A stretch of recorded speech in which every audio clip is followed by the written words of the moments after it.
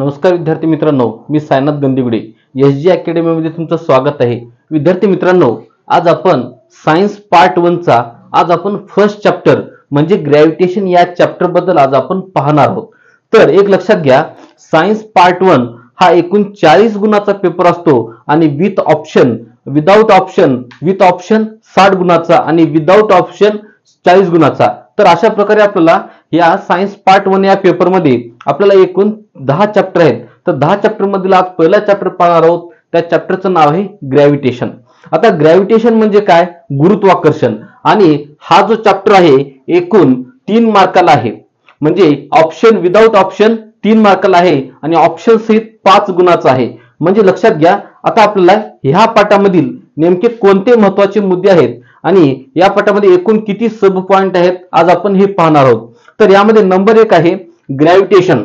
आता ग्रॅव्हिटेशन म्हणजे काय? गुरुत्वाकर्षण। म्हणजे आपल्याला माहित आहे की गुरुत्वाकर्षण म्हणजे काय? एखादी वस्तू जर आपण वर फेकलं तर ती वस्तू काय करते? पृथ्वी आपल्याकडे खेचून घेण्याचा प्रयत्न करते। त्यालाच आपण काय म्हणतो? ग्रॅव्हिटेशन किंवा गुरुत्वाकर्षण म्हणतो। त्याच्यानंतर दुसरा पॉइंट आहे फोर्स अँड मोशन। फोर्स म्हणजे काय? बल, आणि मोशन म्हणजे काय? गती। आता त्याच्यानंतर फोर्स, एखाद्या वस्तूवर जर आपण फोर्स अप्लाय केलं तर त्या वस्तूचा आकार बदलतो। त्या वस्तूला आपण जर मोशन केलं म्हणजे त्या वस्तूचा गती सुद्धा बदलते। त्याच्यानंतर तिसरा पॉइंट आहे circular motion and centripetal force. म्हणजे सर्क्युलर मोशन म्हणजे काय? वर्तुळाकार गती, आणि सेंट्रिपिटल फोर्स म्हणजे काय? अभिकेंद्रकी बल। त्याच्यानंतर चौथा नियम आहे केपलर्स लॉ, केपलरचा नियम। आता केपलरच्या नियमामध्ये एकूण, आता लक्षात घ्या, केपलरच्या नियमामध्ये एकूण 3 केपलरच्या नियमाचा समावेश आहे। त्याच्यानंतर 5वा नियम आहे Newton's universal law of gravitation. म्हणजे न्यूटनचा युनिव्हर्सल जे लॉ, ग्रॅव्हिटेशन बद्दल जे युनिव्हर्सल लॉ आहे त्याला वैश्विक सिद्धांत आपण असे म्हणतो।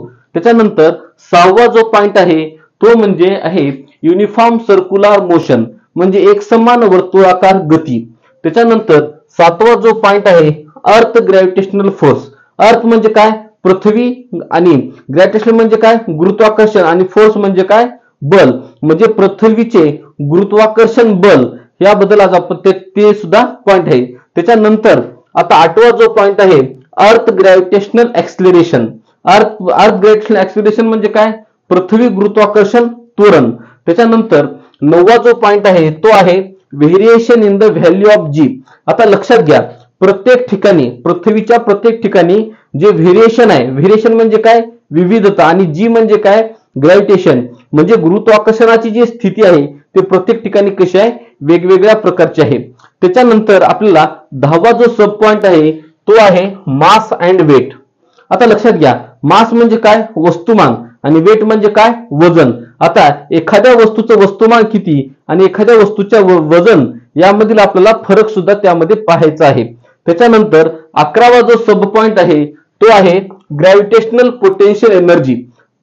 आता ग्रॅव्हिटेशनल पोटेन्शियल एनर्जी मध्ये, पोटेन्शियल एनर्जी म्हणजे काय? स्थितीज ऊर्जा, म्हणजे गुरुत्वाकर्षण गुरुत्वीय स्थितीज ऊर्जा आपल्याला पाहायचं आहे।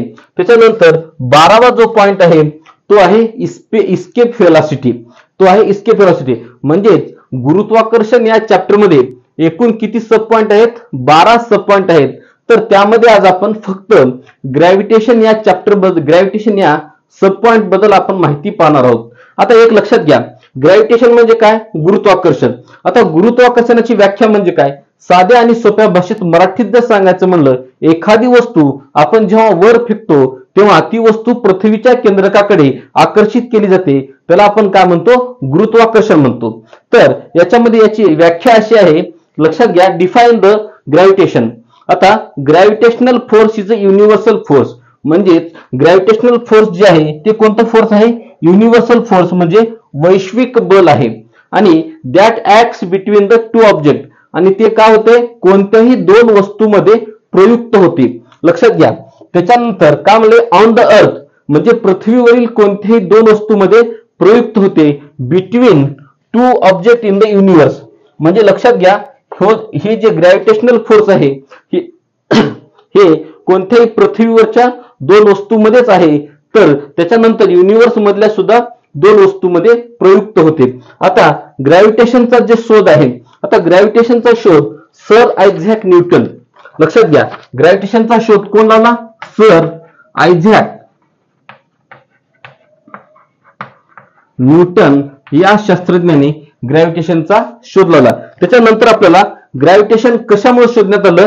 ही discovered by the seeing an apple from the tree of the ground. म्हणजे लक्षात घ्या, एक ऍपलचं झाड होतं आणि त्या ऍपलच्या झाडावरून ते ऍपल काय पडलं? जमिनीवर पडलं आणि ते कसं आपलं? स्थितीज लंब दिशेने, म्हणजे पृथ्वीच्या सरळ दिशेने. त्याच्यानंतर ही कन्क्लूड दॅट, म्हणजे त्यानं निष्कर्ष काय काढला की earth must be attracting the apple towards it self. म्हणजे लक्षात घ्या, ऍपल काय झालं इथं?